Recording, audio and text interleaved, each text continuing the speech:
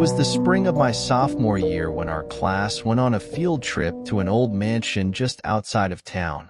Built in the 1930s, the house had been meticulously preserved, almost like a time capsule. The tour guide, a stern woman with graying hair, warned us not to touch anything or disturb the displays. My friend Jake and I were the last ones in line, lagging behind as usual, whispering jokes and half paying attention. As we walked through the dimly lit corridors, the guide led us to the master bedroom.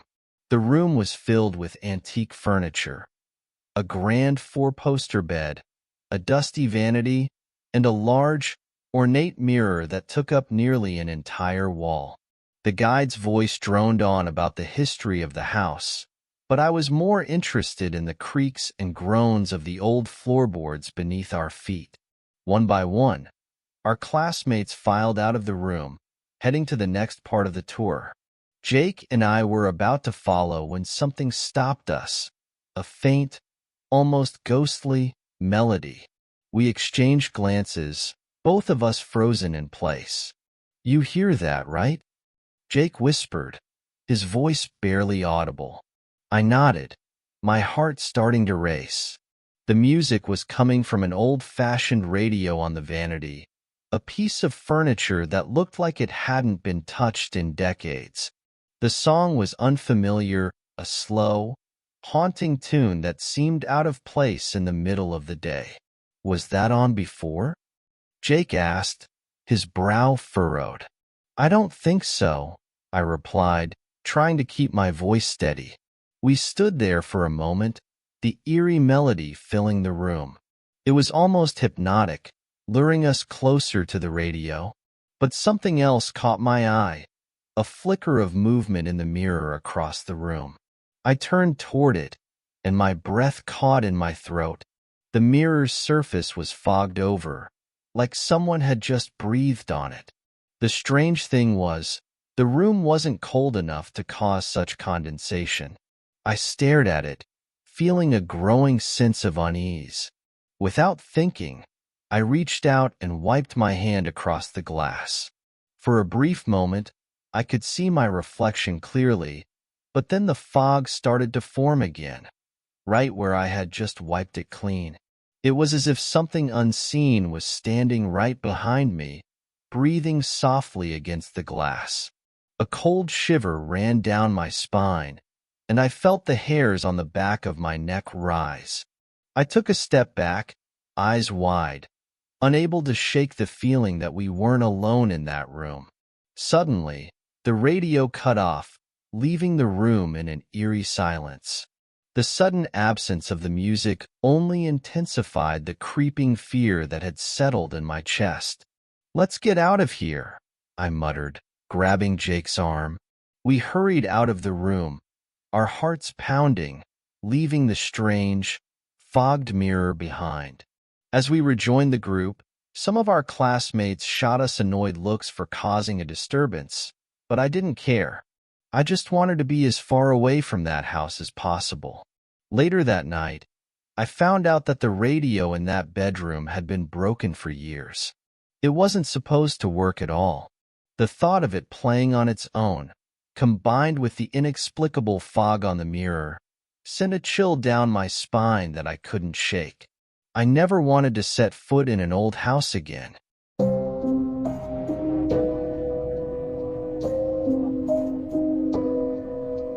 When I was in elementary school, we went on a field trip to a museum. I was in grade 5, and it was my first time going on any school field trip. Naturally, I was beyond excited. My friend John got to school early, so we were the first ones on the bus, chatting away as more kids trickled in. After what felt like hours, everyone was finally on board, including our teachers. 2 hours later, we arrived at our destination, the Children's Museum. It was an old building, worn down in places, but full of interesting exhibits that drew in kids like us, eager to learn and explore. One of the first places John and I ran to was an interactive area where kids could learn while having fun. The moment we saw the wall climbing station, We sprinted toward it, barely noticing the other kids scattering off to different activities. It was just the two of us in that room, surrounded by colorful walls and climbing holds that beckoned us to take on the challenge. We grabbed helmets from the corner and strapped them on, grinning at each other. "Race you to the top," I yelled, and without waiting for a reply, I started climbing. John, who was a bit heavier than me, struggled to keep up, and I quickly pulled ahead by a few steps. My hands and feet found their rhythm on the rough holds, and I was about to reach the next one when something cold, unnaturally cold, touched my shin. It wasn't a brush or a light tap. It was a grip. A tight, firm grip that squeezed my leg with a force that made my heart race. I tried to shake my foot free, but the hold was unyielding. Annoyed, I yelled at John, thinking he was messing with me. "John, let go of my foot." "What are you talking about?" he shouted back, his voice strained as he tried to keep climbing. "Let go of my foot," I repeated, more urgently this time. "Dude, I'm not even close to you." John's voice was higher, almost scared. I glanced down, expecting to see John grinning at me, but instead, he was a good few feet below, struggling to reach the next hold. My breath caught in my throat. He wasn't close enough to touch me, nowhere near close enough. As soon as I realized this, the cold grip released, and I nearly lost my balance, grabbing onto the wall to steady myself. I stared down at my shin, half expecting to see a handprint, but there was nothing. Just the vague tingling where the cold had been, like a ghost had left its mark on my skin. John looked up at me, wide-eyed. "What happened?" he asked, his voice shaky. I didn't know what to say. How could I explain that something, or someone, had grabbed me, something that wasn't him? I forced a laugh, brushing it off. Nothing, just felt weird for a second. But as we climbed down and moved on to other activities, the memory of that grip wouldn't leave my mind. It felt too real to be my imagination, too strong to be a random chill. I tried to forget it, but a part of me couldn't shake the feeling that something was watching us, lurking just out of sight, waiting for its next chance to reach out from the shadows. And as we left the museum later that day, I couldn't help but glance back at the old building, wondering if anyone else had ever felt that same cold touch. The museum, with its cheerful colors and playful exhibits, suddenly seemed a lot darker. A place where something old and forgotten might still linger, just waiting for curious kids like us to wander too close.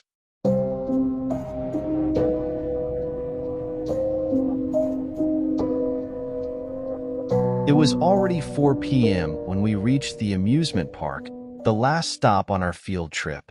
Finally, after trudging through 2 museums that bored the heck out of me, we were here. Rides, games, and all the junk food I could eat. My classmates and I were buzzing with excitement, eager to shake off the dullness of the day. As soon as we entered the park, my friends and I made a beeline for the most thrilling ride we could find, the pirate ship.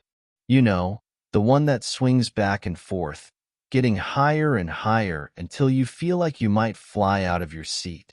We piled onto the ride, choosing seats facing each other.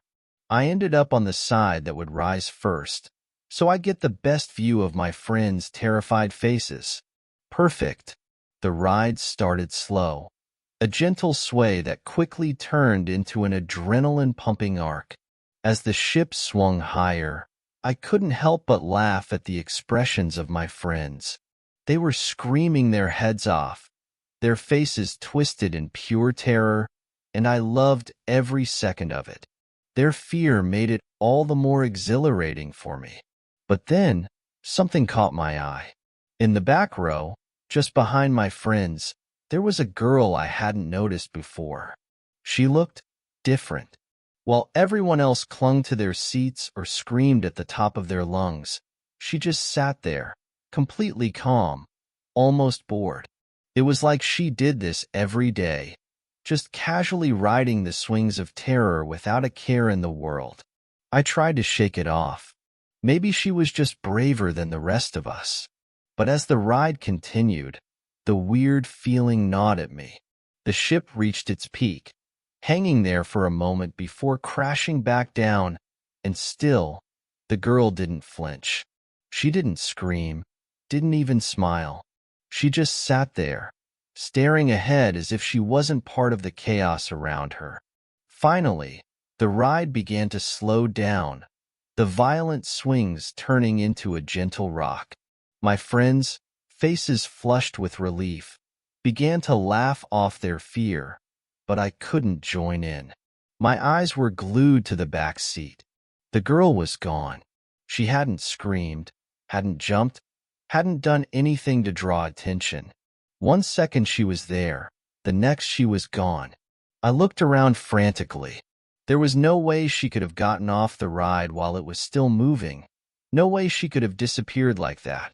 My skin crawled with goosebumps as the reality sank in.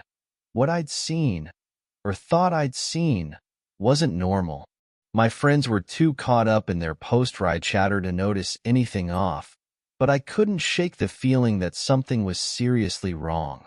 The relief I should have felt never came. Instead, I was left with a sense of unease that clung to me like a shadow, following me off the ride and into the rest of the evening. But even as we left the park and headed back to the bus, I couldn't help but glance back at the pirate ship. It stood there, silent and still, like nothing had happened. But I knew better. Something, or someone, had been there with us. And whatever it was, it had disappeared without a trace.